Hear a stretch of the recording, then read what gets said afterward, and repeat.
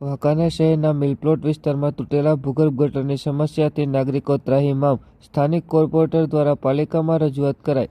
બાબતે પ્રાપ્ત માહિતી મુજબ વાંકાનેર શહેરના મિલપ્લોટ વિસ્તારમાં મેઇન રોડ પર તૂટેલા ભૂગર્ભ ગટરના ઢાંકણાની સમસ્યા બાબતે કોંગ્રેસના સદસ્ય જાગૃતિબેન ચૌહાણ દ્વારા આજરોજ શુક્રવારે સવારે 10 વાગ્યે પાલિકામાં રજૂઆત કરી. મિલપ્લોટ વિસ્તારના Machhipith road, station road, વિસીપરા road, મિલપ્લોટ ફાટક સહિતના મુખ્ય માર્ગો પર ભૂગર્ભ ગટરના અનેક ઢાંકણાઓ તૂટેલી હાલતમાં વાહન ચાલકો માટે યમરાજરૂપ બન્યા છે. ત્યારે આ તમામ ઢાંકણાઓને તાત્કાલિક ધોરણે પાલિકા તંત્ર દ્વારા બદલાવવાની કામગીરી હાથ ધરવામાં આવે તેવી માંગ સાથે રજૂઆત કરવામાં આવી છે. આ મેન રોડ ઉપર આ કુંડી છે, આ મેન રસ્તો છે.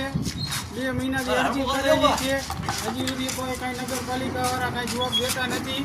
અહીંયા કાલે 2 માણસો પડ્યા હતા, એને દવાખાને લઈ ગયા.